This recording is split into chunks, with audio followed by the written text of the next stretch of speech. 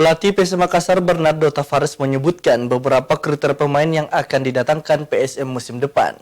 Ia mengaku PSM butuh pemain dengan mental yang kuat, punya kecepatan dan pekerja keras.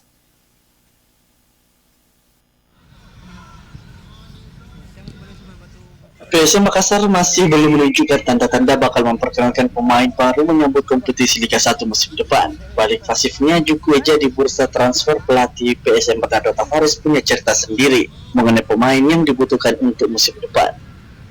Bernardo seharusnya sudah mulai mempersiapkan skuad terbaiknya menyambut padatnya jadwal yang diikuti PSM mulai dari AFC hingga Liga 1, sehingga PSM membutuhkan skuad merata baik, pemain inti maupun yang berada di bangku cadangan.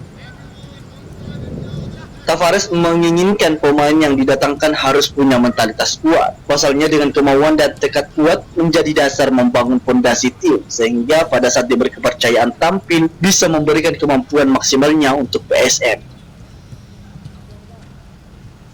Sometimes there are players that they are not strong mentality.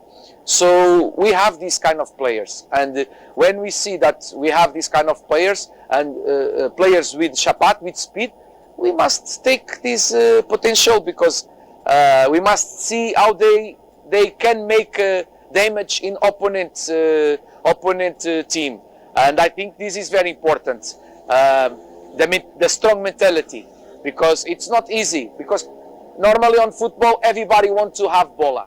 Bernardo mengaku lebih berminat merekrut pemain yang memiliki kecepatan ketimbang pemain yang sama sekali tidak punya visi bermain. Pasalnya pemain dengan tipikal cepat memiliki potensi untuk merepotkan tim lawan.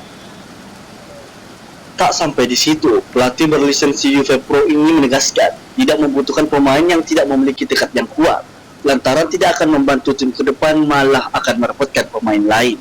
Wahyu Saputra, Slebes TV.